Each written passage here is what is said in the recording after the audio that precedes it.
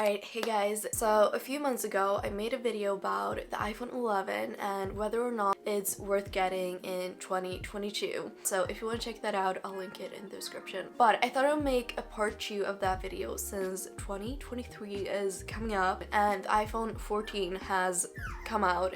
So they pushed the iPhone 11 back 3 generations and we're getting into the 4th year since the iPhone 11 was released. Let's just talk about it. I don't know if you can hear my puppy, but she likes to speak a lot.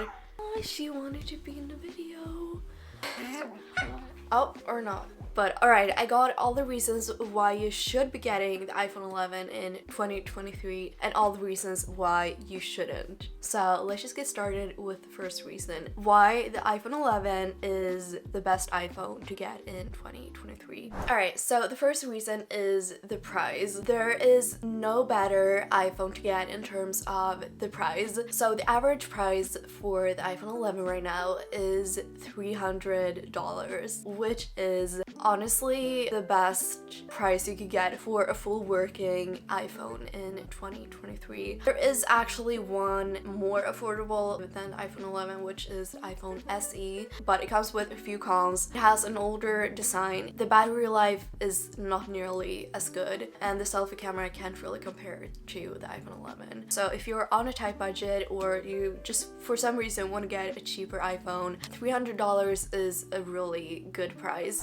Also, if we look at the iPhone 6s, Apple actually gave it iOS 15 support, so we can assume Apple will support iPhones for 6 years, meaning that Apple will still support the iPhone 11 in 2025. If we get a new iPhone 11 in the beginning of 2023, we're gonna be able to use it for 3 more years before Apple might stop supporting it. So if we look at the price of $300 and divide it by 3 years, we're gonna get an average of $100 per year that we pay for the iPhone 11, which is honestly a pretty good price for a smartphone in 2023. But since we're getting iOS 16 for the iPhone 11, a lot of things are gonna look just the same on the iPhone 11 as on the iPhone 14s, 13s, and 12s. You're still gonna have lock screen customization, you're gonna have all the focus mode support, you're gonna have the iCloud shared library, and just all the features that comes with iOS 16. Even though the body of your phone is older, the material on it in terms of iOS 16 and all of its features are exactly the same as on the later iPhone models. So about the cameras, the iPhone 11 camera is actually surprisingly good and works very well. My friend that you saw getting the iPhone 11 in the past video, we were recently at a restaurant and took some pictures of our food just to compare our cameras, and honestly I was really surprised at how well her camera did. You could definitely see a little bit of difference between the iPhone 14 Pro Max and the iPhone 11, such as a bit more contrast. So even though this isn't a very advanced camera test, we just wanted to try it in a daily setting where you would just snap a picture of your food, and honestly her focus was really good. It was almost better than mine. I often find the iPhone 14 Pro Max to be switching between the different cameras and having a really hard time deciding which camera to use. I know my iPhone is only trying to decide on the setting in order to create the best photo for me, but I feel like sometimes these advanced features just make it more complicated than it has to be. We had kind of bad lighting in the restaurant, and while she could just snap a photo quickly, my camera was trying to decide which camera to use for a good 7 seconds. But yeah, the iPhone 11 has a 12 megapixel wide and ultra wide camera, and the wide has 1.8 in aperture and the ultra wide has 2.4, which is not that different from the iPhone 14, which also has a 12 megapixel main camera and 12 megapixel ultra wide camera. So the main camera on the iPhone 14 has 1.5 in aperture and the ultra wide has 2.4. So the ultra wide cameras are actually identical. The main camera is a little bit better and improved on the iPhone 14 in terms of the aperture because you want to have as low of a number as possible, where if you press on a subject, the background will be blurry. It's probably not something you're gonna notice unless you're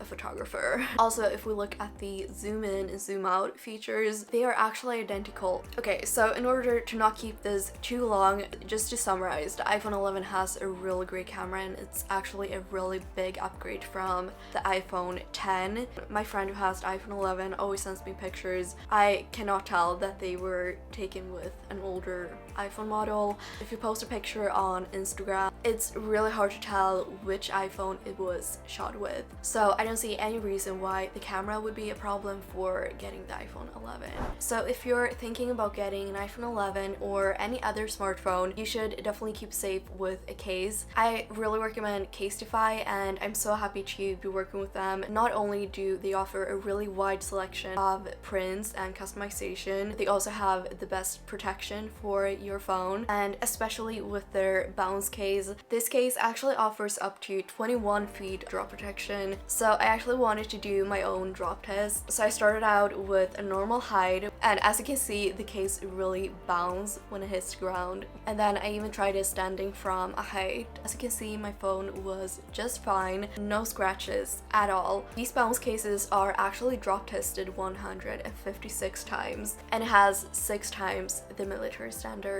Even though it's so protective, it comes in a variety of different designs and prints, and you can also customize it and make it your own. So I got one with my name and I think it's so cute, and I also got the same black case without the customization, and I just love the minimal design. When you buy any printed cases from Casetify, you actually support the individual artist that created a case, and they also have clear cases. So I got one personalized with my name and then just a MagSafe clear case, and the clear cases are optimized to prevent yellowing. They also have 6.6 feet drop protection, and the buttons of the case are super soft and really easy to press. And Casetify also offers accessories for your smartphone, such as this phone strap made of recycled materials, so you can hang your phone around your neck and keep it hands-free. So just go to casetify.com/simplysofia and you'll get 15% off your next case order. Alright, so the next reason why the iPhone 11 is a great choice in 2023 is because Apple basically approved it. I mean, if you think about it, Apple was still selling the iPhone 11 in store and online until September 2022, which was only a few months before the new year. Most people keep their phone for more than 4 months, meaning Apple is planned for people to keep using the iPhone 11 in 2023. However, them removing it in 2022 might be a sign that it's gonna be a bit more outdated in 2024. So this leads to the reasons why you might not want to get the iPhone 11. We already talked about the iPhone. We already talked about the iOS support for at least 6 years, and if you get it for $300 right now, you would spend on average $100 a year for your iPhone. However, if you look at the iPhone 14 that just came out, it starts at $799, and Apple has iOS support for it for another 6 years to come. Dividing $799 by 6, you would spend an average of $133, which actually isn't a big difference from the $100 for the iPhone 11. So honestly, if you're planning to keep your phone a long time, the iPhone 14 honestly might be a better option because it's definitely more optimized for the future. But also, if you're looking for a short-term solution and you're planning to not keep your phone for that long, getting a brand new phone is kind of like getting a car. As soon as you bring it home and open the box, the phone loses a lot of its value. Also, the iPhone 11 lacks 5G connectivity, which if you're living in a country where 5G isn't that established yet, honestly, this doesn't even matter. Right here in Sweden, I often do not have 5G, but in LA and Arizona, I actually had 5G pretty much all the time. So I would say if you often get annoyed by the speed of like your phone loading for a few extra seconds, then the iPhone 11 might not be the best option. And then you might want to look at an iPhone 12, which actually has 5G. Also, you never know what's gonna happen in the future, so a phone with 5G is definitely more future proof. Alright, so to summarize, If I was getting an iPhone in 2023 and wanted to save some money, I would definitely go with the iPhone 11. It honestly is the perfect everyday phone, if you know what I mean. Normal user phone. Unless you're actually in need of the upgraded technology, such as if you take pictures with your iPhone in your work. Unless there is something like that, I would say the iPhone 11 is the perfect phone. It also has a very slim and light design. But definitely let me know in the comments if you have the iPhone 11 or if you're thinking about getting it. Just all your opinions about it, if you agree with me, or if you have any other opinions. I would say if you have an iPhone 11 already, you can definitely keep it for another year or 2 or even 3. If you're thinking about getting it, go ahead. I don't think you're gonna regret it. Alright, but that is it for this video. Thank you for watching, and I'll see you in my next video. Bye.